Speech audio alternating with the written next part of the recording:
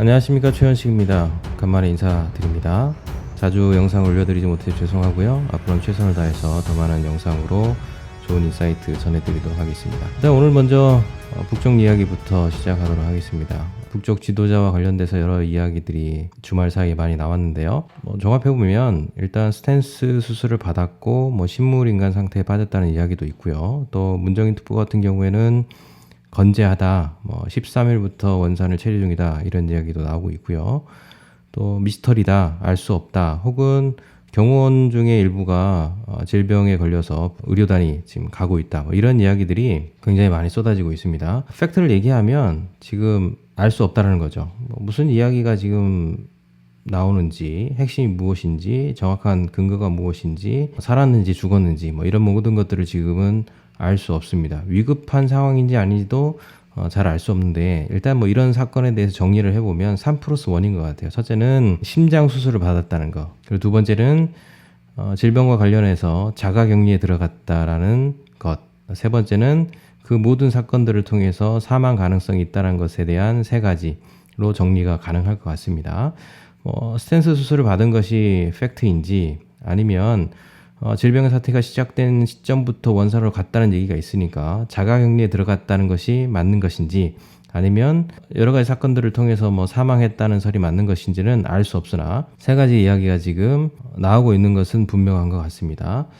그러나 여기서 이제 한 가지 더 생각해 볼 건 뭐냐 하면, 살았느냐 죽였느냐, 이 부분은 시간이 좀 지나면 분명히 알 수 있는 사실이기 때문에 지금 살았냐 죽었냐를 이야기하는 것은 그렇게 중요한 것 같지 않고요. 한 가지 더 생각해 볼 수 있는 것은 이것이 과연 의도적인 거냐, 의도적이지 않은 거냐, 이 부분이 우리가 한번 생각해 볼 필요성이 있는 것 같습니다. 우리 모두가 다 아시는 것처럼 이제 질병의 사태가 발생하면서 전 세계가 혼돈의 상태에 들어갔죠. 일종의 카오스 같은. 그러면서 어떻게 보면 북한은 세계의 관심으로부터 좀 멀어진, 어느 누구도 관심을 갖지 않는 영역으로 들어가 버렸습니다. 관심 끌기의 대상이 되지 않았다는 거죠. 그래서 몇 번의 미사일 발사가 있었지만 결국에는 세계의 주목을 받지 못했던 것이 사실입니다. 그런 상황을 가지고 생각해 본다면 과연 이것이 관심 끌기의 일부분이냐, 아니면 전략적 은둔으로서의 의사결정이냐, 이 부분도 한번 생각해 볼 필요성이 있는 거고, 만약에 이것이 어떤 전략적 은둔, 관심 끌기를 위한 하나의 사건이었다면 분명히 전 세계의 주목을 받는 사건을 끌려고 했던 의도는 정확하게 들어맞았다, 이렇게도 생각해 볼 수 있는 거죠. 중요한 사실은 어떤 것이든지 아직은 명확하지 않다. 그래서 어떤 설들, 어떤 찌라시들, 이런 것들에 흔들리지 마시고 앞으로 진행되는 상황들을 좀 더 체크해 볼 필요성이 있지 않느냐라고 생각이 들어집니다. 그래서 북쪽과 관련된 이야기는 이 정도 선에서 생각해 보시면 좋을 것 같고요. 두 번째 우리가 좀 살펴볼 내용은 뭐냐 하면, 글을 통해서도 말씀드렸지만 지금 우리가 가고 있는 지금 1단계 상승은 여러분들이 다 아시는 것처럼 심리적 상승 모멘텀으로 가는, 움직이는 거죠. 물론 거기에도 유동성 장세라는 돈의 힘에 의해서 사람들이 기대하는 바가 다 들어가 있는 거죠. 그러면 이제 2단계로 넘어가는 이 상승 국면에서 우리가 주목해 봐야 될 것은 무엇이냐라는 것이 굉장히 중요한 것 같습니다. 글을 통해서 제가 한번 여러분께 알고 계신 내용들을 한번 정리해 보십시오라고 말씀드렸는데 어느 정도 정리가 되셨는지 모르겠지만, 지금 우리가 2단계 상승을 가는 과정에서 물론 여기서 다시 전저점으로 내려갈지 아니면 상승 국면을 이어갈지는 확실하게 알 수 없으나, 지금 이 상황에서 우리가 주목해 볼 건 뭐냐 하면 몇 가지로 정리해 볼 수 있는데, 하나는 2분기가 지금 안 좋다는 건 다 알죠. 그게 과연 어디까지 갈 거냐, 어디까지 마이너스가 될 거냐, 이 부분이 우리가 신경 써서 주목해 봐야 될 시그널인 것 같고요. 또 하나는 3분기가 과연 살아날 수 있겠느냐, 이 부분이 굉장히 중요한 포인트라는 거죠. 왜냐하면 2단계부터는 심리적 상승 모멘텀에서 움직이는 구간이 아니라 펀더멘탈에 의해서 움직인다. 2단계 핵심은 펀더멘탈입니다. 펀더멘탈을 증명해낼 수 있겠느냐, 이 부분이 굉장히 2단계 상승에 중요한 대목인데, 그러려면 3분기에 살아날 수 있는 가능성에 대해서 우리가 시그널을 찾아봐야 될 필요성이 있다는 거죠. 3분기가 살아나려면 결국에는 셧다운이 중요합니다. 정리되는 거, 셧다운이 끝나고 경제가 원활하게 작동되어지는 시그널들이 나타나야 되고, 셧다운 해제와 관련돼서는 물론 이제 원유의 부분도 상당 부분 영향을 받을 수 있겠죠. 원유가 1차 상승기, 그러니까 하락 지점까지 내려갔다가 상승했던 것은 기대감이었습니다. 그러니까 1단계 상승과 마찬가지로 원유 시장도 트럼프가 사우디아라비아와 러시아를 조율하는 단계, 오펙과 오펙 플러스를 조율하는 단계 가운데 심리적 모멘텀에 의해서 상승하고 다시 꺾인 것처럼 결국에는 이제 2단계 상승으로 넘어가려면 실물 시장에서의 변화의 모습들이 나와야 되니까 그것은 셧다운의 시그널, 이 부분들이 나와야만 2단계 뭐 원유든 주가든 이 부분에 대한 모멘텀을 좀 볼 수 있지 않을까 이렇게 생각이 들어집니다. 그래서 지금부터 우리가 주목해야 될 것은 무엇이다? 펀더멘탈이다. 2분기와 3분기가 넘어가는 펀더멘탈이 어떻게 진행될 수 있는 가능성이 있느냐. 원유도 마찬가지라고 말씀드렸습니다. 그래서 그런 부분에 대해서 주목하시고 좀 보시면 좋지 않을까라고 생각이 들어집니다. 세 번째 좀 살펴봤으면 하는 내용은 뭐냐면 지난 영상에서 말씀드렸던 미국 경제 성장률, 인플레이션, 유동성, 주식시장의 관계에 대한 이야기입니다. 이 부분이 상당히 중요한데요. 많은 분들이 들어보시고 전부는 아니겠지만 일부 우리 팀들 중에서는 내용이 좀 어렵다, 헷갈린다 뭐 이런 얘기를 하시고 계신 것 같아요. 먼저 말씀드리고 싶은 건 뭐냐 하면 반복해서 보시길 추천합니다. 어려운 내용일수록 그냥 지나치지 마시고요. 계속 반복해서 들으시면 분명히 이해되실 겁니다. 장담할 수 있습니다. 그래서 좀 어렵지만 처음부터 끝까지 영상을 스킵해서 보지 마시고요. 꾸준하게 계속해서 들으시면 도움이 되지 않을까 이렇게 생각이 들어지고요.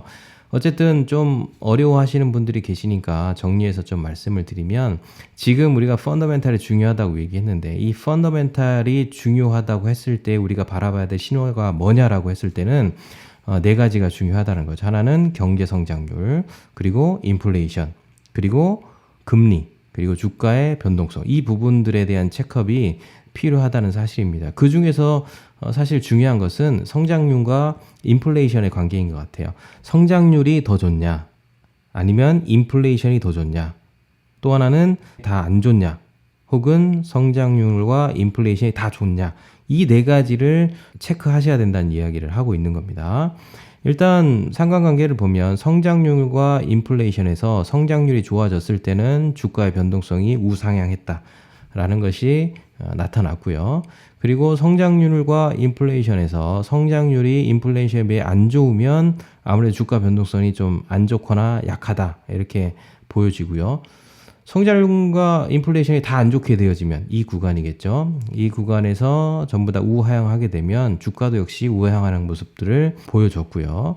또 상대적으로 성장률과 인플레이션이 다 좋아지면 동반 상승하면 주가도 역시 굉장히 빠른 속도로 우상향하는 모습들을 보여주고 있으니까 지금 상황에서 펀더멘탈이라고 얘기하는 성장률, 이 부분이 지금 어떻게 시장에 나타나겠느냐를 주목해서 보셔야 되고 그 시그널들은 앞전에 나타난 거니까 특별히 핵심이 뭐라고 말씀드렸죠? 3분기라고 말씀드렸습니다. 3분기에 펀더멘탈이 좋아지려면 결국엔 셧다운이 어떻게 해제되어지느냐, 이 시그널들을 보셔야 되니까 거기에 주목하셔서 보셔야 될 필요성이 있는 거고요. 지금 전진적으로 셧다운이 해제되는 모습들이 나타나고 있죠. 일단 중국은 셧다운이 해제됐죠. 경제를 활성화시키는 여러 가지 정책들을 쓰고 있는 거고요. 한국은 사회적 거리두기를 완화적인 형태로 지금 가고 있습니다. 그 부분도 하나의 시그널로서 우리가 볼 필요성이 있고요. 미국 같은 경우에는 세 개 주, 알래스카를 포함한 세 개 주가 점진적으로 사회적 거리두기를 완화해가는 조치를 취하고 있습니다. 유럽도 그런 시그널들이 지금 나오고 있죠. 그래서 전방위적으로 그런 부분들이 나타나고 있는데 과연 이것이 정상화로 갈 수 있는 과정이냐, 아니면 실기냐, 실수냐, 너무 빠르게 진행하는 것이냐, 이런 부분들은 좀 더 체크해 봐야 되는데 전반적으로 미국의 셧다운을 점진적으로 해제하는 이 조치에 대해서는 부정적인 견해가 아직은 많이 나타나고 있는 것으로 보여집니다. 그래서 그 부분들이 3분기에 어떻게 가시적인 변화를 나타낼지 우리가 한번 봤으면 좋겠습니다. 그 부분에 대해서는 다음번에 우리가 여러 영상을 통해서 좀 더 체크해 보도록 하고요. 물론 저도 계속해서 여러분께 말씀드릴 예정이고요. 여러분 스스로도 그런 힘을 기르셔서 앞으로 방향이 어떻게 움직일지에 대해서 계속 관심을 가지고 모니터링 하셨으면 참 좋겠습니다. 세 번째 우리가 살펴볼 내용은 인터뷰 기사인데요. 빅쇼트라는 영화 아십니까? 상당히 화제가 됐던 영화인데 저도 굉장히 재밌게 봤던 영화인데요. 2008년도 서브프라임 모의주는 사태가 일어나기 전에 한 투자 전문가가 어떻게 거대한 수익을 얻었는지에 대한 실화를 영화로 제작한 게 빅쇼트인 거죠. 그 실제 인물이 지금 여러분 사진으로 보시는 저분입니다. 스티브 아이즈만이라는 분인데 이분과의 인터뷰가 나왔어요. 한 가지 좀 주목해 볼 필요성이 있어서 가지고 나왔는데요. 여러분 그냥 직접 기사를 찾아보셔도 되고요. 간단하게 한 가지만 꼭 기억하셨으면 좋겠어요. 저분이나 우리나 동일하게 주목하는 건 뭐냐면 신용 사이클입니다. 세상은 이 사이클, 패턴에 의해서 움직인다는 거죠. 그 패턴 중에 돈의 흐름과 관련된 패턴이 굉장히 중요한데 그게 신용 사이클이라고 얘기하죠. 그 사이클을 압축해서 물론 이제 좀 더 복잡하게 저희는 한 7단계 정도 얘기를 하는데 아이즈만은 3단계로 압축해서 이제 얘기를 하셨어요. 그게 뭐냐면 신용 팽창이 있고 반드시 수축이 있고 신용이 회복되는 단계로 간다. 이 얘기를 하시면서 여전히 시장을 이런 관점에서 볼 필요성이 있다. 이 관점에서 보면 미국의 은행주는 뭐 매력도 있고 기초 체력도 탄탄하고 매력적 투자 자산일 뿐만 아니라 언젠가 이 시장은 회복이 된다. 이 관점에서 인터뷰를 하신 것 같아요. 제가 이 부분에 대해서 동의를 하기 때문에 여러분께 말씀드린 겁니다. 팽창을 했어요. 수축을 했어요. 반드시 회복을 합니다. 중요한 건 뭐냐 하면 이 사이클이 진행될 텐데 이 사이클 과정 가운데 우리가 주목해야 될 건 뭐다? 타이밍이다. 이 타이밍에 대한 접근이 굉장히 중요하다라는 것은 변하지 않고요. 그렇기 때문에 그 타이밍을 잘 맞춰가면 지금 상황에서 더 나은 미래로 갈 수 있는 가능성이 있다. 반대로 얘기하면 타이밍을 잘 맞추지 못하면 아무리 시장이 회복된다 하더라도 그 회복은 나의 회복이 아니다. 나의 이득이 아니다.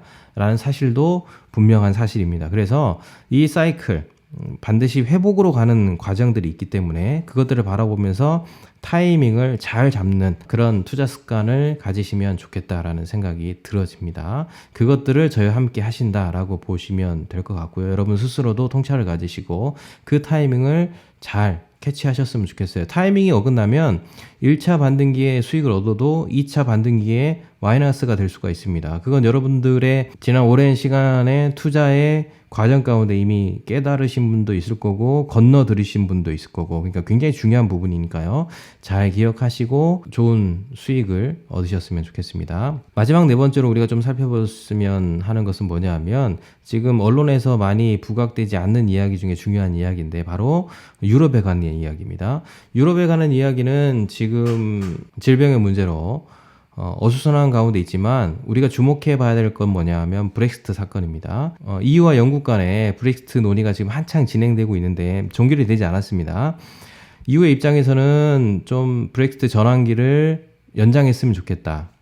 이런 얘기를 하고 있고요. 정확하게 얘기하면 EU 협상 대표는 협상 상황이 지금 뭐 원만하지 않기 때문에 6월까지 결정했으면 좋겠다. 이렇게 시간을 2달 정도 연기하기를 원하는 거고 영국 정부는 연장이 없다라는 이야기를 하고 있습니다. 그러니까 12월까지 브렉시트를 끝내겠다. 만약에 그 안에 합의가 되어지지 않으면 노딜을 하겠다. 이런 입장을 하고 있습니다. 절충이 안 되는 거죠. 이 사건은 굉장히 중요하게 여러분들이 보셔야 됩니다.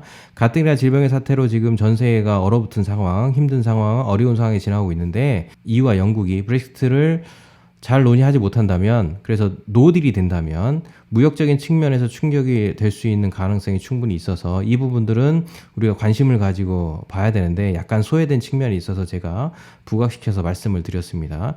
12월에 노딜이 된다면 내년은 상당히 어렵겠죠. 우리가 생각하는 것보다 훨씬 더 어려울 가능성이 높습니다. 그래서 이 부분을 주목해야 되는데 이후의 상황은 지금 영국과의 문제만 트러블이 있는 것이 아니라 한 가지 더 주목해야 될 사건이 있습니다. 그래서 뭐냐면 이탈리아죠. 이탈리아는 작년에도 EU 안에서 뭐 뜨거운 감자 같은 날이었습니다. 부채가 많기 때문에 1년 예산을 책정하면서 EU와 실랑이가 있었는데요. 지금 생각지 않은 질병의 사태가 발생하면서 이탈리아의 국가 부채가 GDP 대비 155%를 전망하는 이야기가 나오고 있습니다. 2차 대전 이후에 최악이다. 이런 이야기가 나오고 있는데요. 이것과 관련해서 뭐 이탈리아 내 부채는 계속해서 커지겠죠. 해결할 수 없는 부분이니까요. 아마 작년 대비 20% 상승한다고 하는데 이게 왜 문제냐? 뭐 이런 질문을 하실 수 있는데 이탈리아가 삐졌다는 겁니다. 이게 뭐 좀 이렇게 가볍게 얘기해서 삐진 거지, 이탈리아 입장에서는 EU로부터 상처를 받은 거죠. 이탈리아 국민들에게 설문을 했습니다. 이탈렉시트, 그러니까 영국이 브렉시트를 하는 것처럼 이탈리아도 EU를 빠져나오는 것들에 대해서 어떻게 생각하느냐라고 질문을 던졌더니 찬성한다라고 답변한 사람이 49%였습니다. 3월 말에 진행한 설문에서는 67%가 EU 회원국으로부터 남아있는 게 불리하다라고 답변했다는 거죠. 2018년 조사에 비하면 20%가 상승한 수치입니다. 그러니까 이탈리아 국민들도 영국 못지않게 탈 EU, 이탈렉시트에 대한 기대치들이 점점 높아가고 있다는 사실입니다. 왜 이런 결과가 지금 나오고 있느냐?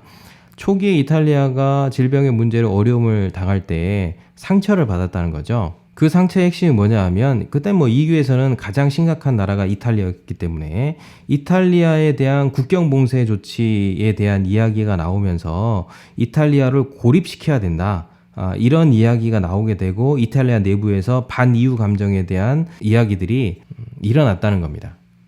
그러면서 EU가 감정의 부분을 넘어서 실제적으로 이탈리아에 대해 어떤 지원이나 혜택을 준 것도 없다. 쉽게 얘기하면 이탈리아 정부가 의료품에 대한 지원을 호소했는데 EU의 27개국 회원국들이 지원 의사를 밝힌 곳이 한 곳밖에 없다라는 거죠. 그래서 상처가 있고, 특별히 EU의 양대 축을 이루는 나라가 있죠. 독일과 프랑스. 지금 이제 영국이 나갔으니까 영국은 그 역할을 못하고 있는데, 독일과 프랑스가 마스크나 의료 물품에 대해서 수출을 금지시키면서 이탈리아의 정서가 굉장히 싸늘하게 EU에 대해서 얼어붙는 사건들이 지금 나오고 있다는 사실입니다.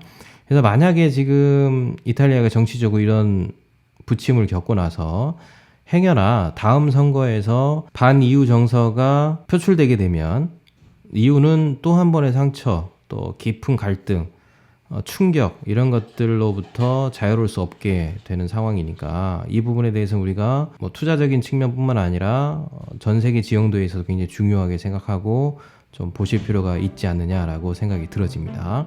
오늘 짧게 여기까지만 하도록 하고요. 또 다음번에 다양한 이야기를 통해서 말씀드리도록 하겠습니다. 지금까지 들어주셔서 감사합니다. 고맙습니다.